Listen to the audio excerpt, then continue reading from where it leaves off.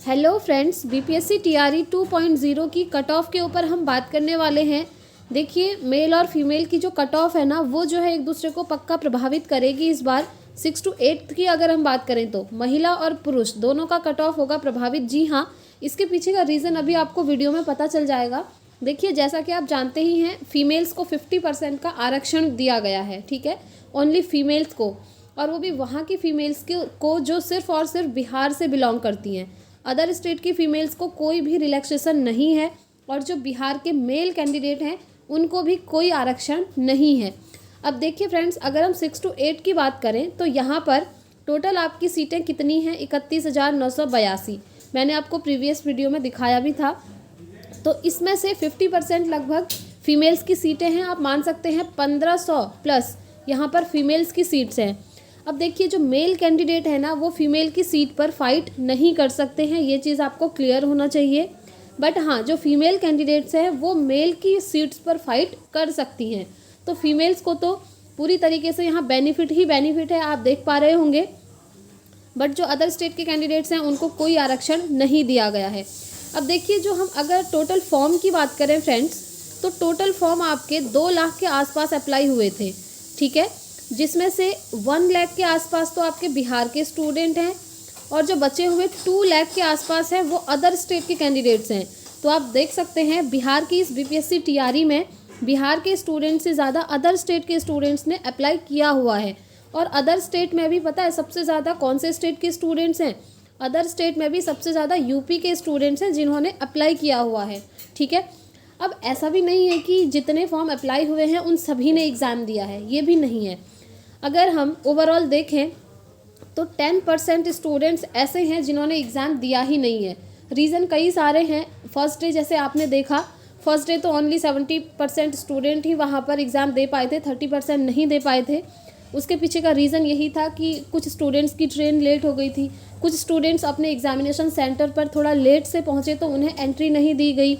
आपने देखा ही होगा, वहाँ पर काफ़ी चीज़ें हो रही थी, तो इस वजह से भी काफ़ी सारे स्टूडेंट्स ऐसे हैं जो एग्ज़ाम नहीं दे पाए थे, ठीक है। आई होप आपको क्लियर हो गया होगा। तो चलिए सारी चीज़ें हम डिटेल में जानते हैं फ्रेंड्स, बने रहिएगा वीडियो में एंड तक।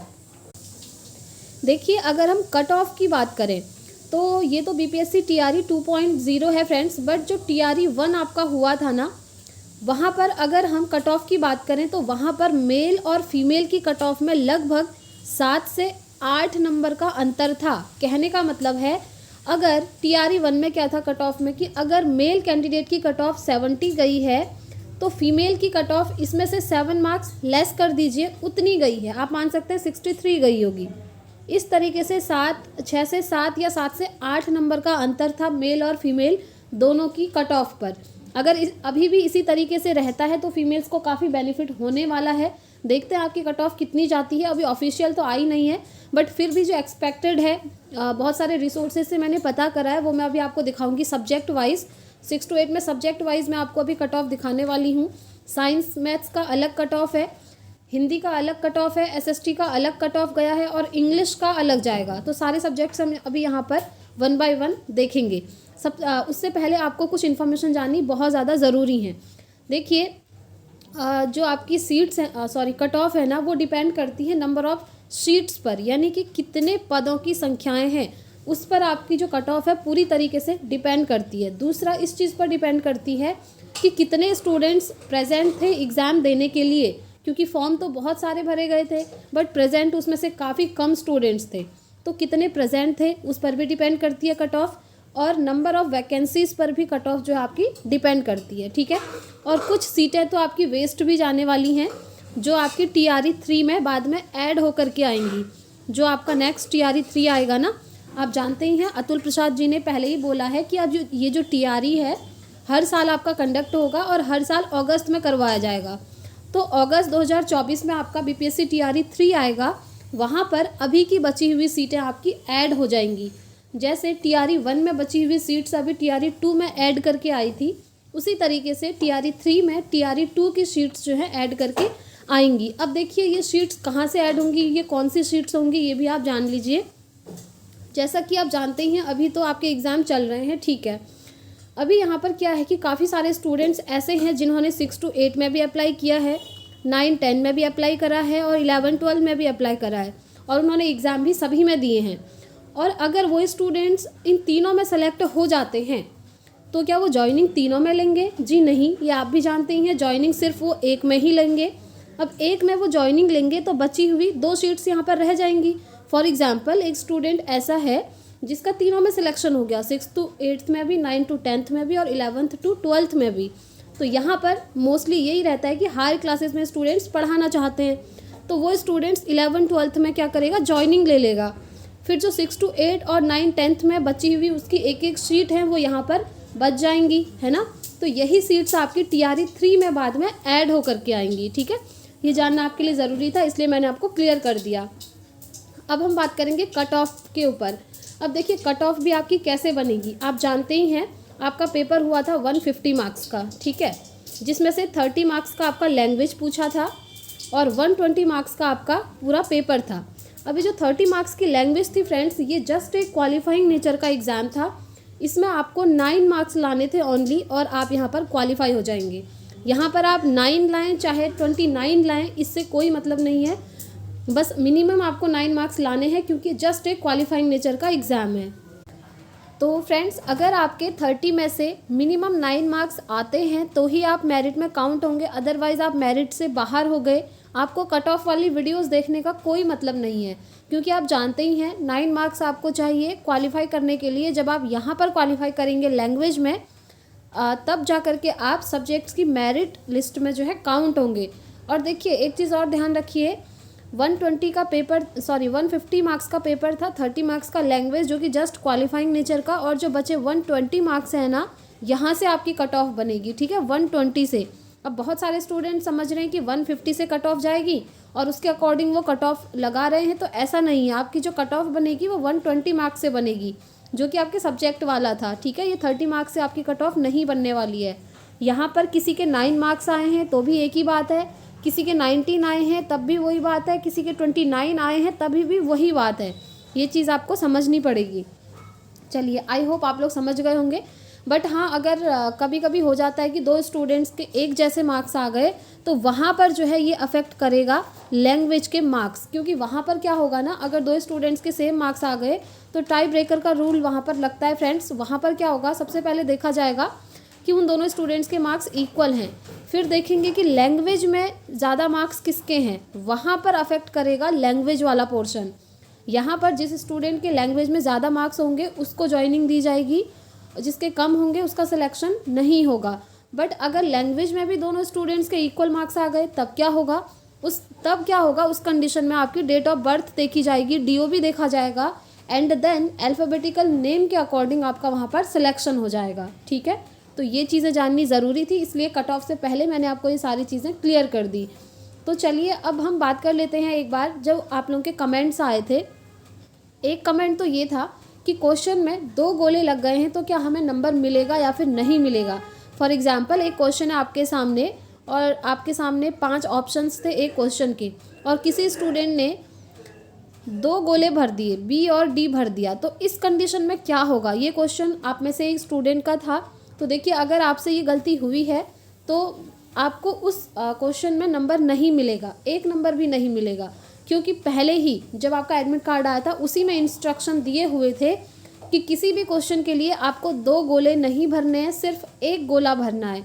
ये इंस्ट्रक्शन मैंने आप लोगों के साथ शेयर भी किए थे, इसीलिए मैं आपको बोलती हूँ कि चैनल को सब्सक्राइब कर लीजिए फ्रेंड्स, क्योंकि आने वाले वीडियोज़ की नोटिफिकेशंस आपको मिलती है एंड आप टाइम से हर चीज़ के लिए अवेयर रहते हैं, ठीक है। और दूसरा कमेंट था कि एक क्वेश्चन में हमने 2 गोले भर दिए हैं इसी तरीके से, तो क्या हमारा रिजल्ट ही नहीं आएगा। तो देखिए फ्रेंड्स, रिजल्ट तो आएगा, रिजल्ट आएगा आपका, डेफिनेटली आएगा, बट उस क्वेश्चन में आपको मार्क नहीं दिया जाएगा, ठीक है। और एक स्टूडेंट का कमेंट था कि जब हम गोले भर रहे थे तो हमसे वो फट गया क्योंकि हम उसको खुरच रहे थे।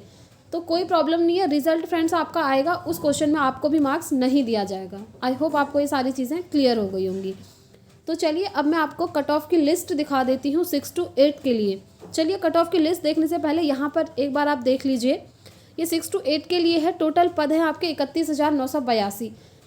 क्योंकि ये पद मैं आपको इसलिए बता रही हूँ क्योंकि पदों पर ही डिपेंड करती है आपकी कट ऑफ, ठीक है।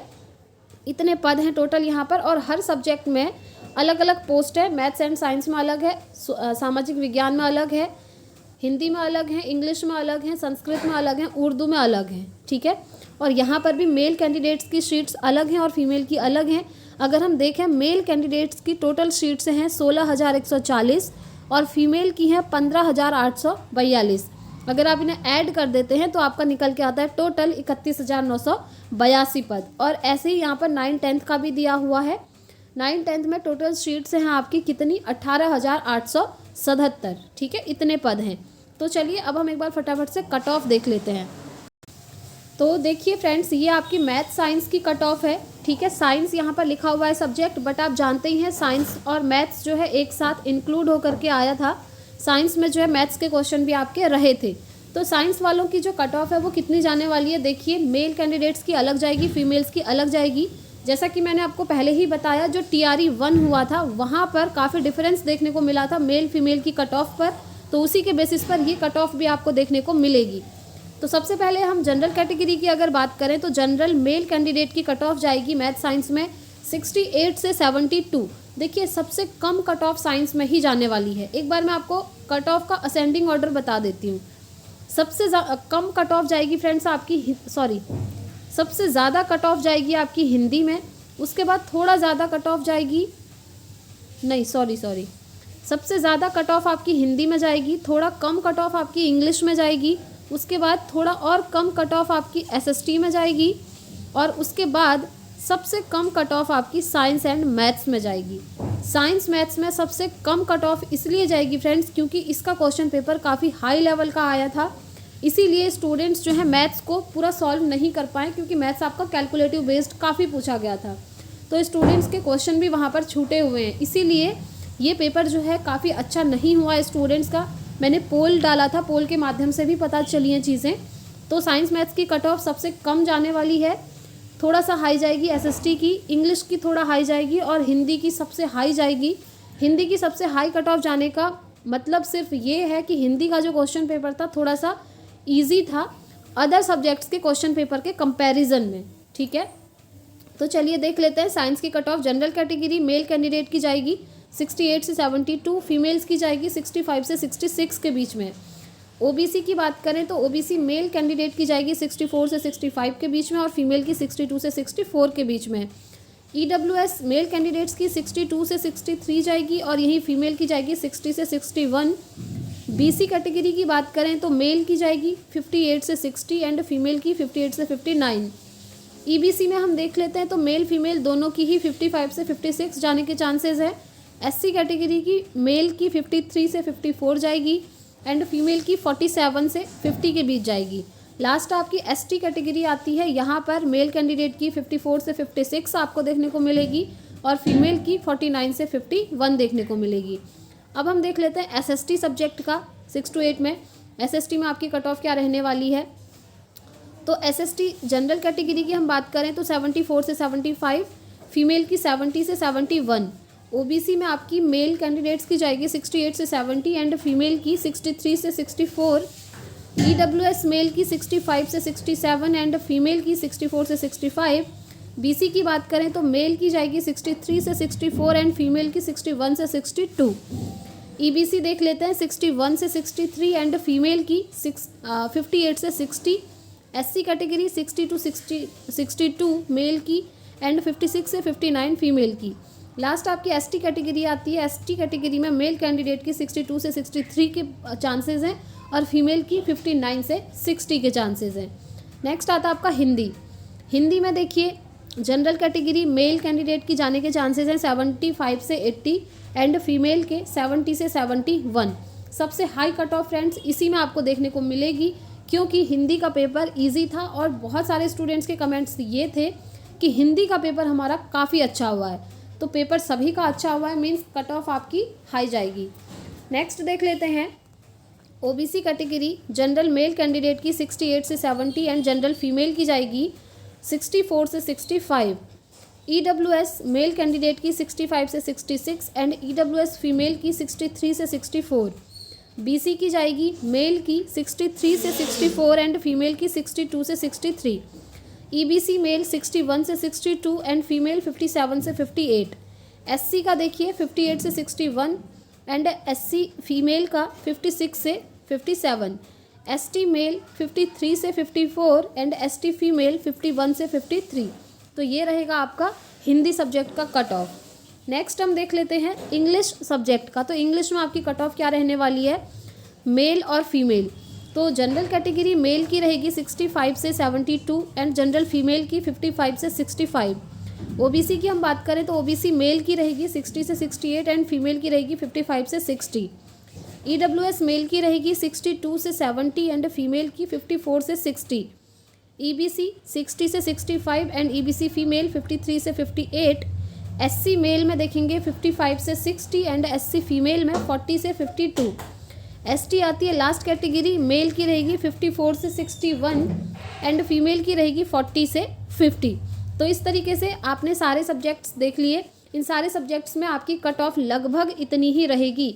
और ये जो आप कट ऑफ लिस्ट देख रहे हैं फ्रेंड्स, तो पिछली बार आपका TRE 1 हुआ था, वहाँ पर मेल और फीमेल के बीच में जो डिफरेंस था उसी के बेसिस पर ये बनाई गई है।